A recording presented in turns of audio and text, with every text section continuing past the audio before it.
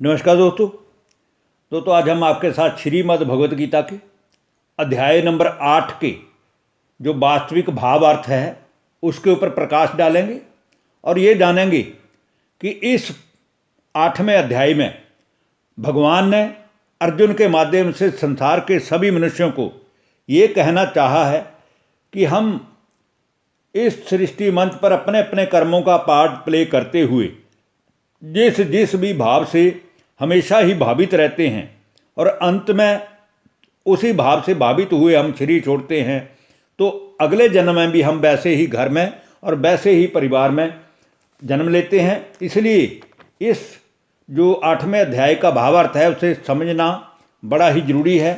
तो इसमें भगवान ने कहा है कि हे अर्जुन, जो भी पुरुष अंत काल में मुझ ईश्वर को ही स्मरण करता हुआ, मुझे ही याद करता हुआ, मेरे साथ ही योग युक्त हुआ शरीर का त्याग करके जाता है, वह वास्तव में मुझ ईश्वर को, अविनाशी परमात्मा को जान लेता है। इसमें कुछ भी संशय नहीं है, क्योंकि ये मनुष्य अंत काल में जिस भी भाव को स्मरण करता हुआ, जिस भी वस्तु को, व्यक्ति को याद करता हुआ शरीर का त्याग करता है, वह उस से मोहित हुआ उसको ही प्राप्त होता है, क्योंकि वह सदा ही उसी भाव से भावित रहता है। इसलिए हे अर्जुन, तू सभी समय में निरंतर मुझ ईश्वर का, मुझ परमात्मा का ही स्मरण कर और इन मनोविकारों से युद्ध कर। इस प्रकार मुझ में अर्पित किए हुए मन बुद्धि से युक्त होकर तू निसंदेह ही मुझको प्राप्त होगा। हे पार्थ, ये नियम है कि परमात्मा के ध्यान और अभ्यास रूपी योग से युक्त और दूसरी ओर ना जाने वाले मन से निरंतर चिंतन करता हुआ मनुष्य मुझ परम पुरुष परमात्मा को प्राप्त कर ही लेता है।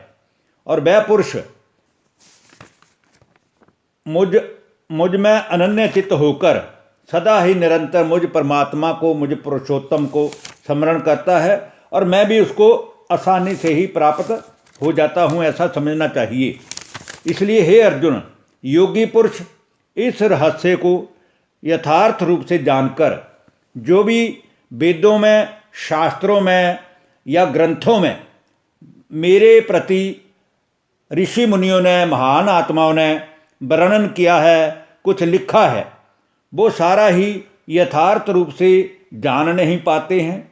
और इन यज्ञों का, इन वेदों शास्त्रों के द्वारा जानने का जो ज्ञान है, वो जब मैं आकर देता हूँ तब उसके ही फल स्वरूप ये मनुष्य जो है सनातन परम पद को प्राप्त करता है।